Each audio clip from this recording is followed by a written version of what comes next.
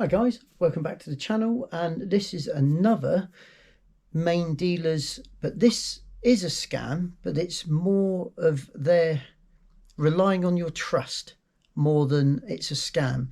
So to explain what I'm talking about, as you can see from the thumbnail, it is a certain manufacturer that has done this.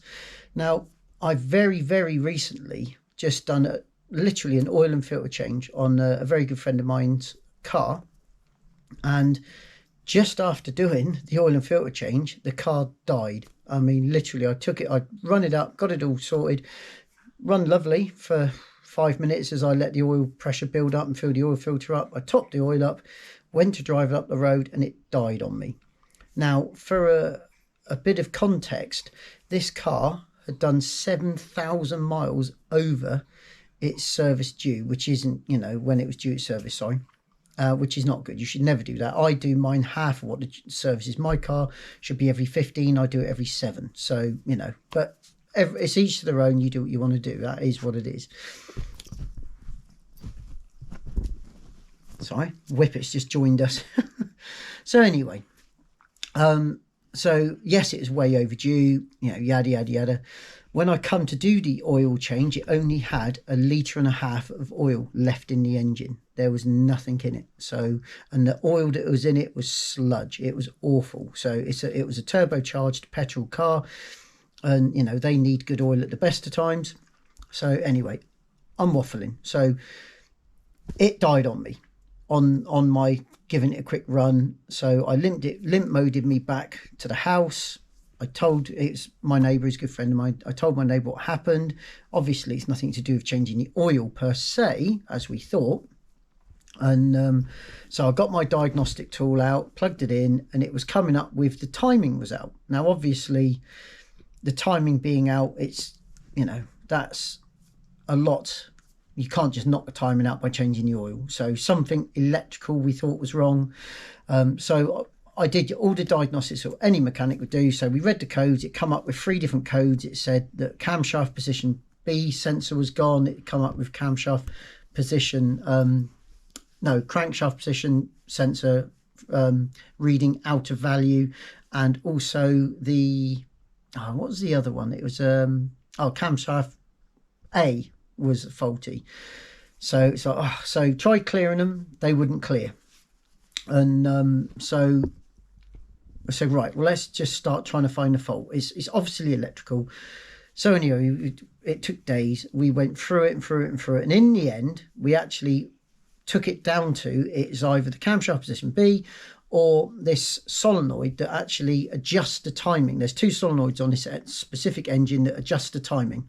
And they like tighten or loosen the cam chain to correct the timing. So put it right. And anyway, so we took out, so what I said to my friend, I said, right, what we got to do is this camshaft position B keeps coming up and this solenoid keeps coming up. The others keep disappearing, disappearing. So it's not them, it's one of these 2. I said, we're going to, sounds stupid, we do the cheapest option first, which was the camshaft position B.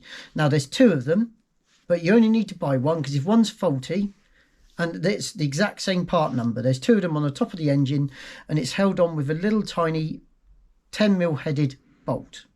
And I mean, when I say easy, it's literally, it's there in front of you. It takes a maximum of someone that doesn't even know what they're doing, 3 minutes max. The part itself was £30, genuine part.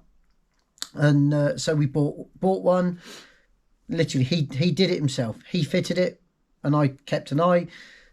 It wasn't working, still flagging up the same fault. So we took it out, put it in the other position because of the same part number and everything. So just took that out, put the other one back in, same problem again. So it means it's the solenoid then.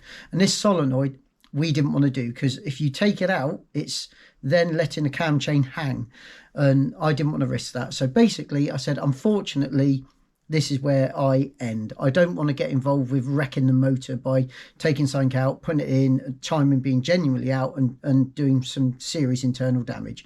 So I said, unfortunately, it has to go back to this specific manufacturer's main dealer.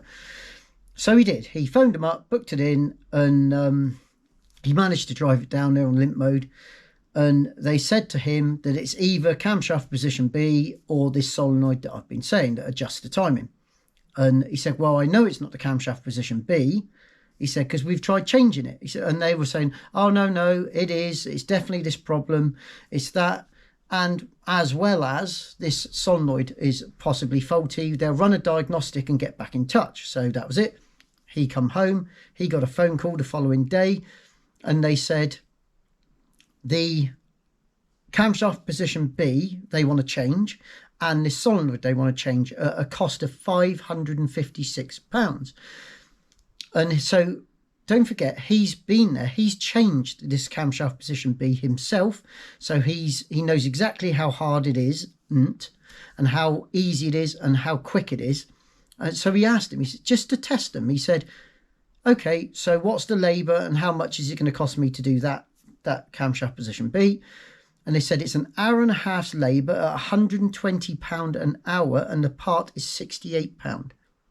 So that's looking at the best part of £200 to change it. Now, don't forget, it took him less than 5 minutes to change that exact part, and I bought the genuine part myself. I get them trade, admittedly, but they'll get it a lot cheaper than I will for £30. So he queried it and he said, why is it down for an hour and a half's labour when I can change that myself in 5 minutes? And they backpedaled like crazy. And they were like, oh, well, it might be that, it's this. And they started umming and ahhing and trying to dig themselves out of the hole they just tucked themselves into. And he said, and this solenoid, I know exactly where it is because my friend showed me where it is, and it's only held in by a single bolt. It's awkward to get to, correct, and it is. But it's at one bolt and it slides out. Now, the only thing, like I said, I didn't want to do it just in case something fell off or so. And so he couldn't argue that, but he could tell them he knew where it was and what it was. And in the end, they said, right, well, we'll get back to you. We'll do some tests and we'll get back to you. So basically, they'd lied, tried to get some extra money out of him. And he said, well, if it does have to be that, I'll bring the sensor I've already got and I'll fit it while you're doing the other job. And yeah, so they weren't very happy about that. But anyway, like I said, in the end, they got back in touch with him another day later. So it was another day without the car, and said, no, it's only the solenoid that needs changing. And all of a sudden the bill is still nearly £500. So they've somehow, this money has gone up because it was that kind of money for both. And now it's that money for just the one. But so again, the big thing to take in from this situation is you go to a main dealer because you think that they're going to be honest with you and genuinely tell you what is genuinely wrong with your car. And unfortunately, it is so far from the truth. It is unreal. And the problem is you need to trust people. You need to be able to go to someone and know. So ironically, you want to go and get a good service, but you think going by to a main dealer, you're getting a better service. And actually, going to a smaller garage that relies on good feedback, 9 times out of 10 gets you better work and more honest work, because a main dealer can just shrug it off.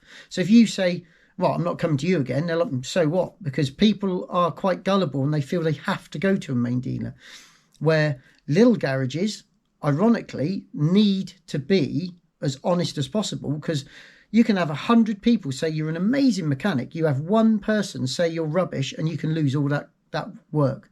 So I'm not saying all side street garages, should we say, or all smaller garages, non-main dealer garages are good. They're not.